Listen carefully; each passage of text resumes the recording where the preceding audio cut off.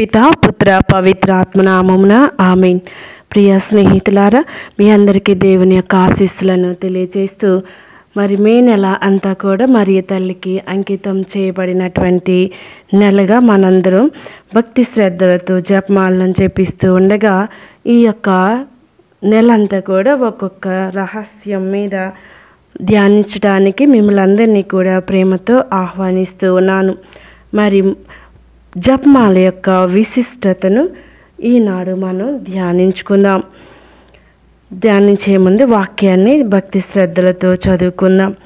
లూకా సువార్త 1వ అధ్యాయము 26వ వచనం నుండి 38వ వచనం వరకు. తదుపరి 6వ మాసమున దేవుడు గాబ్రియేలు దూతను గలిలియా సీమయందలి నజరేతు నగరమునకు పంపెను. ఆ దేవదూత దావీదు వంశస్థుడగు యోసేపునకు ప్రదానం చేయబడిన కన్య యొద్దకు పంపబడెను. ఆమె పేరు మరియమ్మ.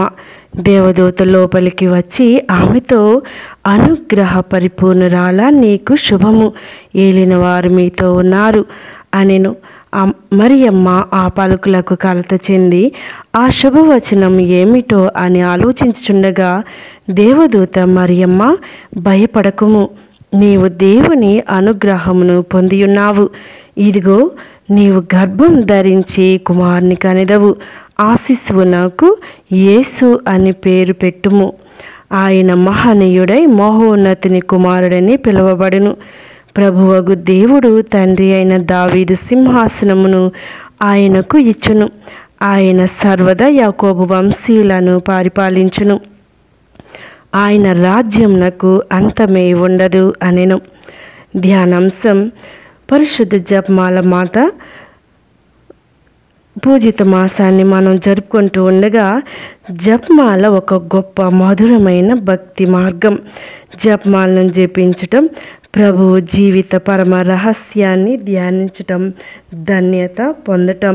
ఈ యొక్క నెలలో జపమాల మాత పండుగ పరిశుద్ధ విజయం అన్న ఉత్సవం నుండి ఉద్భవించింది.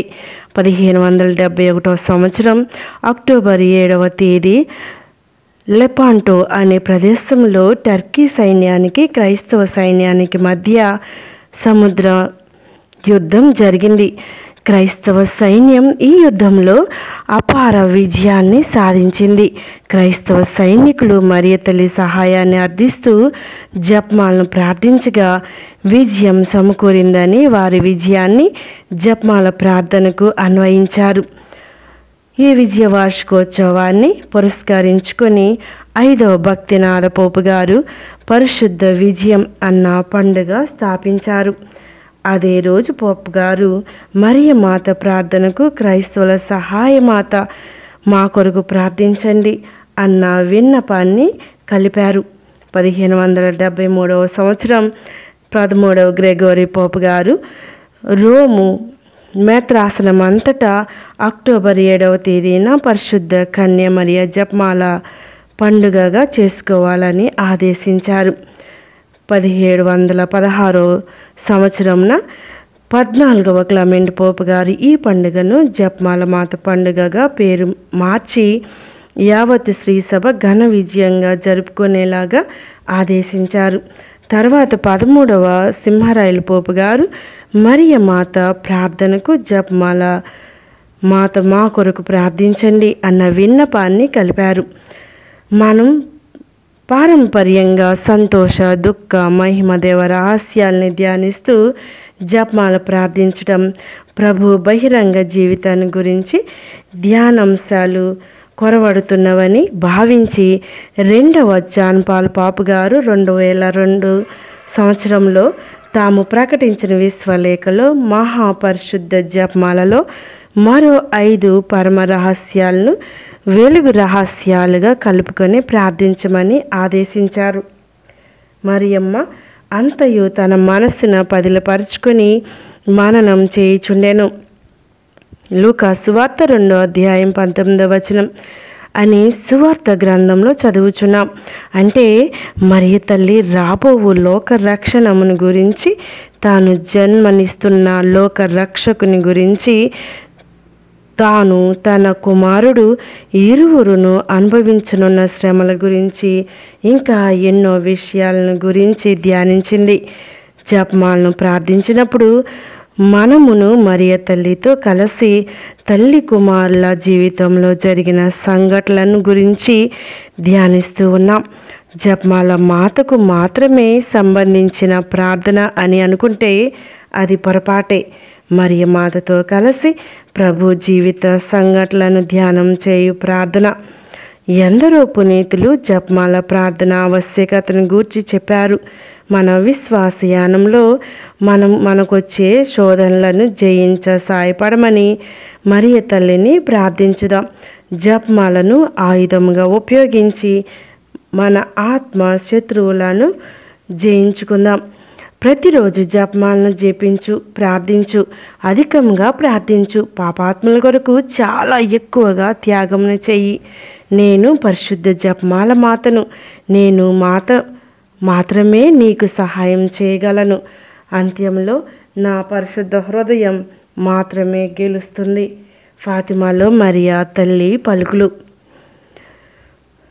లుతాన్స్ దేశము అల్బేనియస్ను తిరుసభ వ్యతిరేక సిద్ధాంతం వినాశనం చేసే సందర్భంలో జపమాల పండుగ ప్రచారంలోనికి వచ్చినట్లు పేతురుల బోధనలో చెప్పబడింది. అప్పుడు సెప్టెంబర్ 12, 1231లో పునీత డొమినిక్ గారు కథోలిక సేనలు విజయం సాధించవలెనని పరిశుద్ధ కన్య మరియను శరణజొచ్చారు. పునీత డొమినిక్ గారు పునీత జ్వానీసు దేవాలయంలోని పీఠం ఎదుట మోకరించి ప్రార్థిస్తూ ఉంటే మరియ మాత వారికి దర్శనమిచ్చి తిరుసభ వ్యతిరేక సిద్ధాంతము మరియు పాప పరిహారం నిమిత్తం జపమాలను అందరికీ బోధింపమని ఆజ్ఞాపించారు. అటు పిమ్మట అద్భుతంగా సాధించిన విజయమునకు సూచనగా పునీత జ్వానీసు దేవాలయంలో ఒక చిన్న మందిరమును నిర్మించి దాన్ని జపమాల మాతకు అంకితం చేశారు.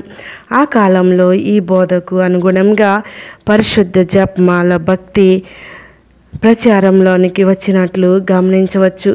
ప్రియ దేవుని బిడ్లారా, మరి 1231 సంవత్సరంలో మరేటు ప్రాంతంలో అల్బేనియన్ మత వ్యతిరేకులపై సాధించిన విజయం తరువాత పరిశుద్ధ జపమాల వేడుదల ద్వారా అనేక దీవెనలు ప్రపంచంలో జరిగినట్లు గుర్తించబడింది. జపమాలను పునీత డొమినిక్ గారికి ఆపాదిస్తూ డొమినిక్ సభ బోధకుడు అలన్ డెలారోచే గారు 15వ శతాబ్దంలో బోధించారు. మరి యొక్క వీడియో ద్వారా ఈ యొక్క ఆరంభ రోజును మరియ మాత పూజిత మాసమును మీతో ధ్యానించడానికి ఈ దేవుడు అనుగ్రహించిన యొక్క అవకాశాన్ని బట్టి కృతజ్ఞతలు చెబుతూ ప్రతి ఒక్కరు కూడా జపమాలను జపించాల్సిందిగా కోరుతూ ప్రాధేయపడుతూ ఉన్నాను. ఈ ప్రార్థన చేయటం వల్ల గొప్ప ఉపయోగం ఏమిటి అంటే దేవుని యొక్క జీవిత చరిత్రను, యేసయ్య యొక్క జీవిత చరిత్రను మనం పదే పదే ధ్యానిస్తూ ఉన్నాం. మంగళవార్త ప్రార్థన ధ్యానించడం ద్వారా స్వయాన దేవుని యొక్క దేవదూత దేవుని యొక్క వార్తను పదే పదే మనం వల్లిస్తూ ఉండగా ఆ తల్లి యొక్క దీవెనలు మనపై కుమ్మరించబడాలని, ఆ తల్లికి ఇష్టమైనటువంటి దేవవర ప్రసాదం మంగళవార్త జపం భక్తి శ్రద్ధలతో ధ్యానించి తల్లికి సంతోషాన్ని చేకూర్చి అటు వెనుక దీవెనలు పొందుదాం. దయగల తండ్రి మరియ తల్లి మధ్యత్వ ప్రార్థన ద్వారా మన యొక్క జీవితాలు వెలుగులో నడుచునుగాక. ఆమేన్. పితా పుత్ర పవిత్ర ఆత్మనామమున ఆమేన్.